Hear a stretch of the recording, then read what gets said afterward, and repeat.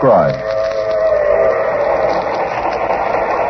The Mutual Broadcasting System presents The Mysterious Traveler.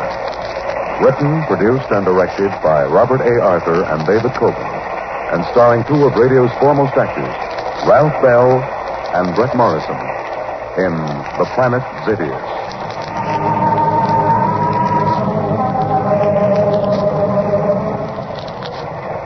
This is The Mysterious Traveler, inviting you to join me on another journey into the realm of the strange and the terrifying.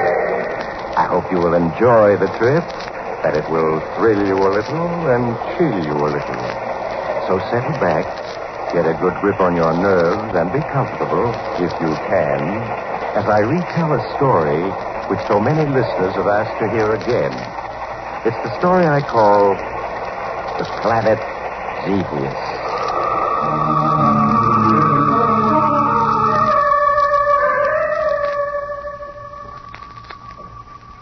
Our story begins in a large, darkened laboratory filled with intricate machinery and instruments. A half-dozen engineers are seated before control panels which run the length of the laboratory, while two small, slender men stand in the middle of the room looking up at a large screen. A screen which reveals the celestial heavens to them. The two men follow closely, anxiously, the movement of a pinpoint light across the screen. Signal's coming in much stronger, Commander. Yes. The ship is approaching the stratosphere. I think that this time we've succeeded. Let's hope that all goes well in the landing. Yes, we've waited so long for success. Pay close attention to the controls, men. The IPX-4 will soon enter the stratosphere. Prepare to land it. Pardon me. Commander Destro? Yes, what is it? My name is Vidray. I've been assigned by the Scientific Council to act as historian for the work you're engaged in. I see. Well, you come at a most momentous time, Vidray. If you look at the screen above us, you will see history in the making. Oh, allow me to introduce Professor Capaccio, our chief scientist. How do you do, sir? I'm happy to meet you.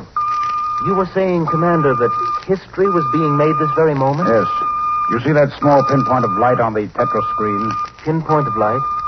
Oh, yes, I see it. That is the IPX-4, interplanet experimental ship number 4. This year will go down in history as an epoch-making year. You mean that you've actually succeeded? Excuse me. The IPX-4's entered the stratosphere. Attention, Master Control. Prepare to land the IPX-4. Switch on retarding jet number 1. Switch on retarding jet number 1. Switch on retarding jet number 2. Switch on retarding jet number 2. Instrument reading. Speed, 1,200 miles per hour. Altitude, 60,000 feet. 900, 40,000. 700, 30,000. 500, 20,000. 300, 10,000. Speed, 100 miles per hour. Altitude, 2,000 feet. Signal base crew to stand by. Base crew signal to stand by. Instrument reading. Hovering 500 feet. 300. 100. Flight completed.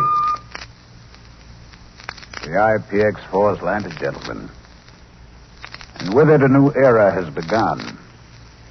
An era in which we shall travel through the entire solar system to other planets. You finally succeeded. Yes. And the crew, they came through without any injuries or ill effects? The entire flight was controlled by us from this laboratory. The only crew we had on that ship were animals. The animals are alive and well. The flight vision screen aboard the ship permitted us to see and hear them every moment of the flight. Now there remains but the final step. A flight with human beings as the crew? Yes. We shall start to prepare for it immediately.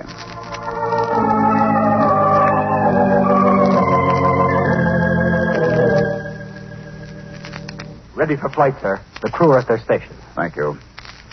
Professor, why don't you show our young friend through the ship while I have a last-minute conference with my officers? Of course, Commander.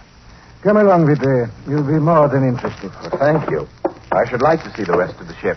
Well, as you probably gathered, this is the fuel room. Mm-hmm. Well, on the deck below are the nuclear propulsion engines.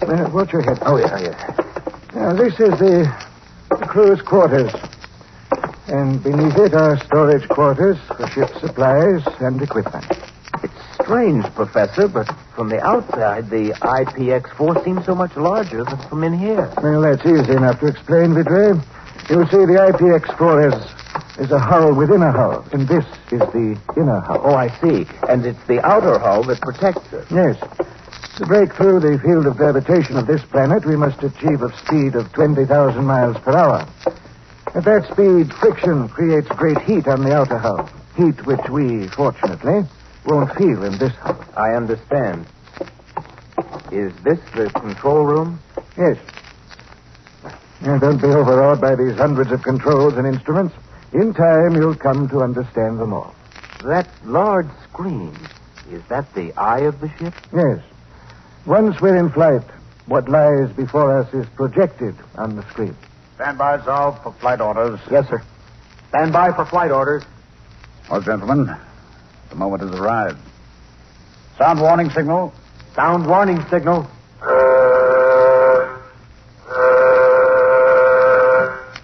Switch on flight vision screen. Switch on flight vision screen. Establish contact with base. Establish contact with base. Cut in nuclear jet number 1. Cut in nuclear jet number 1. We're taking off, Vidre. Cut in nuclear jet number 2. Cut in nuclear jet number 2. Instrument reading. Rate of flight, 500 miles per hour. Altitude, 1,000 feet. Rate of flight, 2,000 miles per hour. Altitude, 150,000 feet. Don't worry if you start to black out, Vidre. It's to be expected. The crew is conditioned for it. Rate of flight, 5,000 miles per hour. Altitude, 140,000 feet. Rate of flight, 10,000 miles per hour. Altitude, 300,000 feet. This is the crucial moment, Vidre. Rate of flight, 11,000 miles per hour. Altitude, 500,000 feet. Rate of flight, 13,000 miles per hour. Altitude, 700,000 feet. Hear that surge, Professor? We've broken through. We're in space. Yes. Rate of flight, 24,000 miles per hour. Flight distance covered, 2,000 miles. We've made it, Professor. With each minute of flight, our speed accelerates. Yes. We should soon reach our maximum speed of 50,000 miles per hour. Rate of flight, 30,000 miles per hour. Flight distance covered, 3,000 miles. Take over, Zalv. Yes, sir. What's the matter with Vidre? Did he black out? Yes. He wasn't conditioned for the flight. Oh, he'll be all right in a few minutes. When he is, bring him into the chart room. I'll be plotting our course.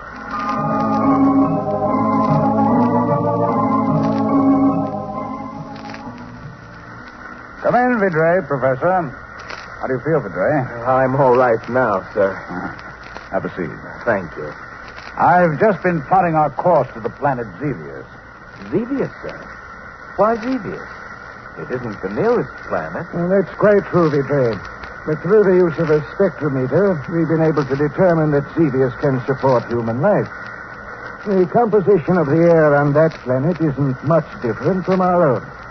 The air of our planet contains 22.8% oxygen and 77% nitrogen, and traces of other gases. And Zevius? On Zevius, the oxygen content is 20.5%, a little less than our own. The nitrogen content is 79%. Well, we shouldn't have too much difficulty breathing on Zevius. I'm afraid I'm not too familiar with Zevius. How does it compare with our planet in other respects? Well, 3/4 of Zevius seems to be water. The land is divided into 2 continents. Very much like our own planet. Yes. The circumference is approximately 28,000 miles. 300 years ago, our astronomers noted huge explosions on Zevius. For a time, they thought it was disintegrating. But it didn't. Yes, and since those huge explosions 300 years ago, there'll be no additional ones. Professor, do you think there might be human life on Zevius? Oh, it's quite possible, Vidre. We should reach Zevius in 60 days. Perhaps then, Vidre, we shall have the answer.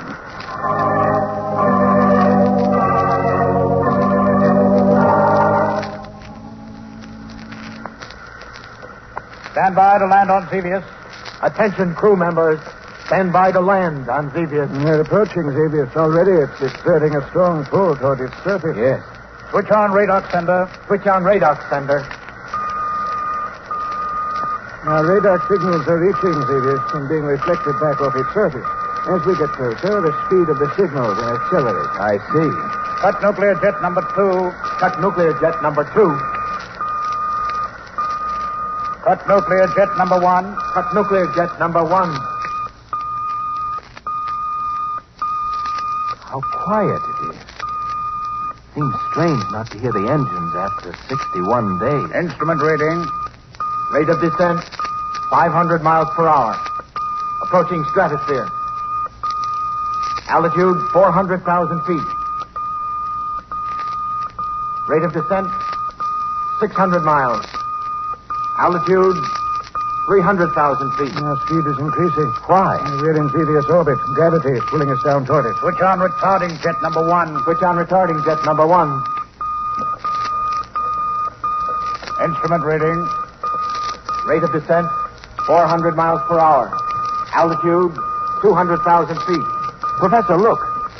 You can clearly make out Zevius' surface now. 300 miles. Yes. Altitude, Yes, we're near the coast of one of the 100,000 continents. That small silvery thread is a river flowing into the 100 sea. miles How per hour. green it is. Altitude. Zevius has plant life, just like our own planet. Yes, that river's quite a large one. Far larger than any we have. Hovering only 50,000 feet. Commander's evidently going to land near that mountain overlooking the river. Rather hilly country. Yes. 800. Too bad darkness is falling. 600.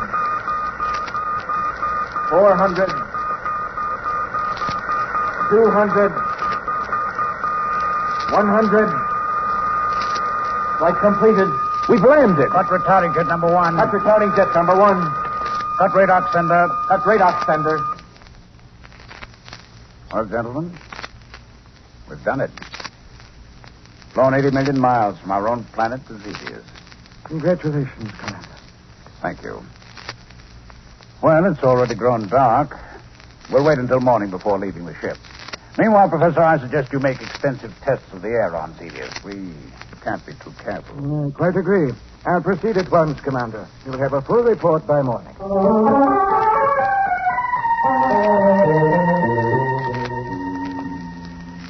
Good morning, Professor. Good morning. Good morning, sir. Well, I've made a thorough analysis of the air, Commander, and it substantiates our earlier findings. In other words, we can live out there. Yes.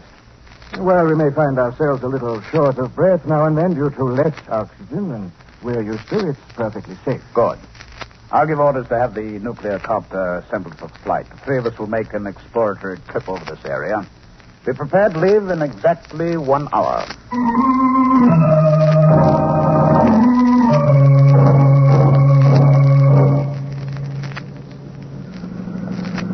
We're ready for takeoff. I suggest you fasten your safety belts, gentlemen. I'm ready. Stand clear. We'll rise straight up and have a look around. Look. We're high enough now to see the river. It's enormous. Yes. I should estimate it to be at least, a mile in width. Seems to flow into that bay and then out to sea. Professor, look. To your left, across the river. What are you pointing to? All I see are trees and greenery. Well, wait till we rise a little higher. Yes. That greenery is growing on top of immense ruins. You see them, don't you, Commander? Yes, I think you're right, Vidre. Apparently it's an island. Yes, it is. Let's fly over and have a look. The island itself doesn't seem to be very large. Oh, yes, I see the ruins now. And they're barely discernible under the growth of trees and grass that covers it. Well, where are you going to land, Commander? We'll put down on that huge ruin directly ahead. From it, we'll have a good view of the entire island.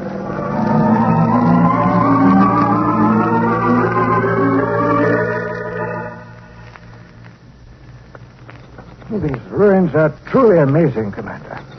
Thousands and thousands of buildings and dwellings covered by trees and grass. These are the ruins of a great civilization. How old would you estimate these ruins to be, Professor? And from a rather hasty study of the plant life that's grown over it, I should say approximately, 300 years. 300 years. Do you think those huge explosions our astronomers saw on this planet 300 years ago might have wiped out this civilization? That's quite possible, Commander. Where's Vidre gotten to? Oh, there he is. Oh, Vidre! Don't get too near the edge. You may fall over. I'm being quite careful, Professor. I just wanted to see what was below us. This ruin we're standing on must have been a huge building leveled by some great force. If you look over the edge, you'll see that it slopes down to what seems to be streets. Streets? Yes, very much like those on our own planet. It would be quite possible for us to make our way down the side of this ruin to the bottom. Can't be more than 200 feet. What do you think, Professor? Why not? By all means, let's descend and have a look around.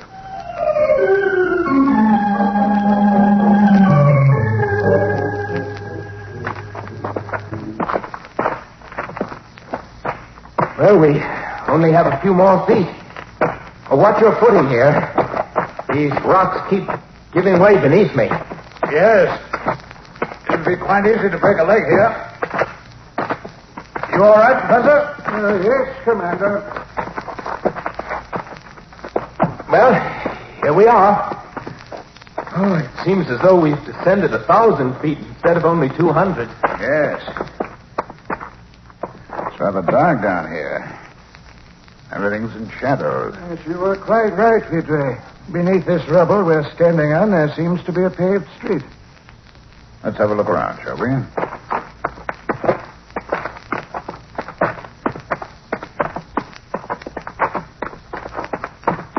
Look at those ruins. They seem to have been huge buildings. Yes, if I'm any judge, they must have been 7, 8, perhaps 1,000 feet high.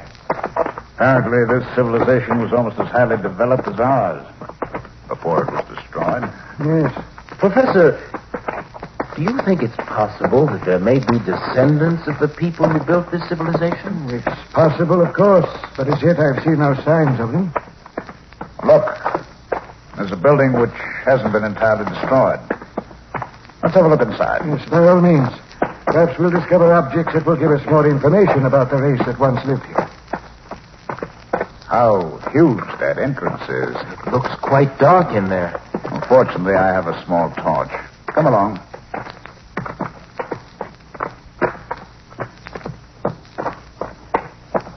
Look at the size of this chamber. Why, the ceiling is at least 40 feet high. Professor, this building must have been an institution, a library. Look at the thousands of books lying on the floor, simply rotting away. Yes, you're right. Look at this book, Professor. It's about twice the size of our own. Yes. It's too bad it's been exposed to the elements. Pages are yellow. The printing is all but faded. Here's another one on the floor. It's a much larger book and bound in some sort of animal skin. Let me see it. Yes, this is in much better condition. We shall take it back to the ship, Vidre. See if one of our scientists can decipher the language it's printed in. Professor, would you come here for a minute? Oh, yes, of course. Look. These ashes on the floor. Looks like the remains of a fire. Yes, you're right. It appears to be only a few weeks old. A few weeks old? Then that means... Yes. There were survivors of the Holocaust that destroyed this civilization. Their descendants may be here, in these ruins, watching us. That's quite possible. However, we're armed. I wonder what they look like. Perhaps after a time when they get used to the sight of us, they'll show themselves. Yes. What was that? Sounds like a signal of some sort. Yes, you're right. I suggest we leave, Commander. Yes, come along.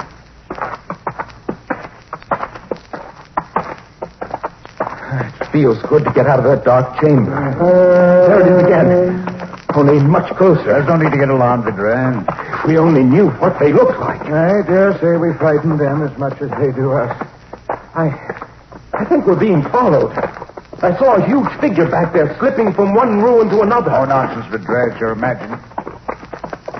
Yes. Yes, I think you're right. For a moment, I caught a glimpse of someone behind us, too. We're almost at the foot of the ruin which we descended. We haven't much further to go. Perhaps we ought to fire our weapons as a warning. No. They'd surely take it as a threatening gesture. We don't want to do that. Yes, well, here we are. Let's not waste any time climbing to the top.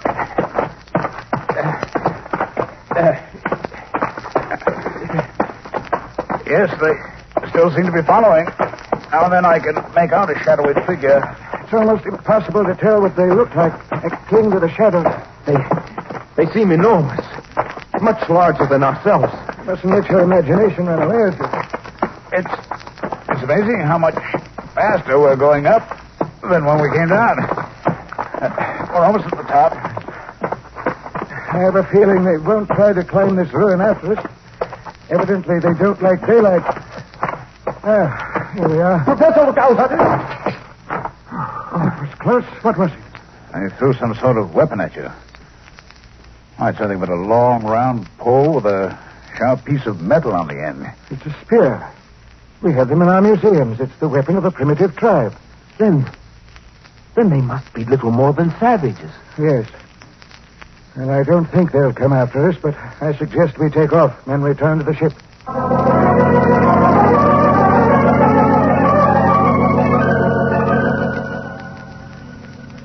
Ralph? Yes, sir? I don't expect any trouble, but turn on the radar system for protection. If anyone approaches the ship, the alarm will go off. Yes, sir. Why are you so fascinated by that spear, Vidra? You've been examining it for 10 minutes now. Well, it's just that... Well, it's an enigma, Commander. We find the ruins of a great civilization. Huge buildings, dwellings, streets. A city that must have had 4 or 5 million people. What happened to them? We can only surmise, Vidra. Perhaps it was a violent quake, a gigantic tidal wave, or some other huge force that all but wiped them out. And this spear... Could it have been hurled by a descendant of that great race that built all that? Yes, it's quite likely. But look at this spear. The man who threw it was little more than a savage. Perhaps the wheel of evolution has slowly turned to its starting point. It's difficult to say. The alarm. Someone's broken through the radar system. All crew members, attention. Report to station. Switch on radar screen. Switch on radar screen. It's too bad night has fallen. Screen reveals nothing but shadowy trees. Yes. What's that? Sounds very much like spears bouncing off the hull. Yes, we're being attacked. Oh, their spears can certainly do us no harm. Commander, look at the radar screen. It's a huge figure. It's hard to make out. He's carrying a burning torch. Yes. South. Yes, sir? If that figure carrying that torch attempts to approach, fire on him with a ray beam. Yes, sir. Look, he's running towards us. Yes, he's out to set the ship on fire. Look how huge he is. He's simply gigantic. Yes, sure is. South, fire. Yes, sir. He's down. Only a few yards from the ship. Yes. He doesn't seem to be dead. I can see him moving. A burst from a ray beam would have killed any of us. It only seems to have wounded him. South. Yes, sir? Order a party of 6 men to go out and bring that monster in here. Yes, sir, at once.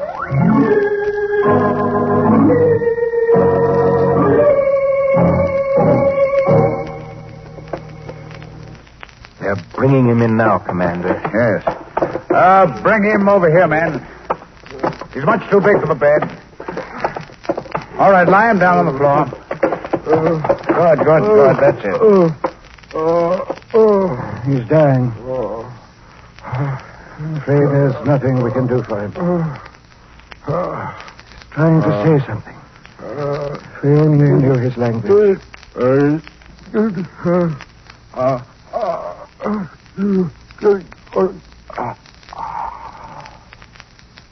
Professor. He's dead. Too bad. Sorry we had to fire on him. I was hoping we could establish friendly relations with the people of Zevius. Look at the size of him. He's gigantic. Even larger than I thought. Yes. You must measure at least here. Let me see. Professor, the leather-bound book you found in the ruins. I've succeeded in deciphering the language. I've already translated the first 2 pages. Be patient a moment, Ledro. I want to finish my examination of this man of Zevius. It's amazing. Simply amazing. This book you found is apparently the key to their civilization. As soon as I've translated the rest of it, I'm sure we'll have a... This man of Zevius, I should say, he weighs at least 200 pounds. And as for his height, he's at least 6 feet 1. 6 feet 1? Why, that would make him almost twice as tall as we are. Yes. But that isn't all. He only has 5 fingers. 5 fingers? Are you sure? Positive. Please, sir, I wish you'd let me read you the translation of the book you found in the ruins. Oh, yes, Ledro. By all means. Go ahead. Well, I've translated only the first 2 pages. It begins this way. When God began to create the heavens and the earth was a desolate waste, with darkness covering the abyss, and a tempestuous wind raging over the surface of the waters. It's evident, sir, that this planet we know as Zevius was called Earth by the race that wrote this book. Earth. I wonder what happened to the people of Earth that brought their civilization to an end.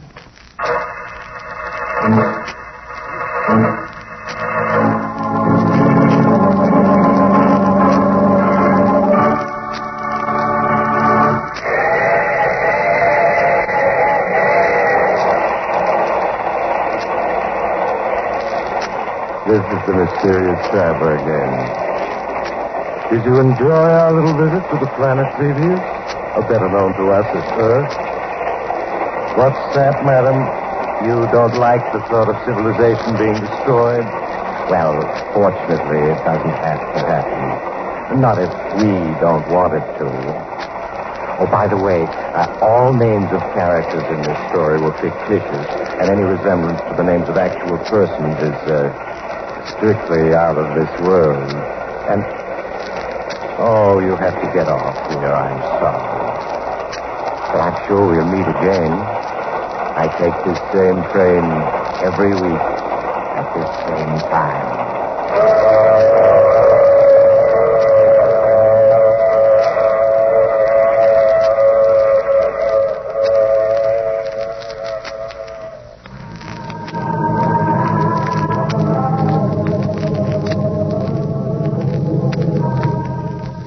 You have just heard The Mysterious Traveler with Maurice Tarplin in the title role. Others in our cast were Ralph Bell, Larry Haynes, and Lawson Zerby. All characters in this story were fictitious. Any resemblance to the names of actual persons living or dead was purely coincidental. Original music composed and played by Al Finelli. Bill Tompkins speaking. This is the Mutual Broadcasting System.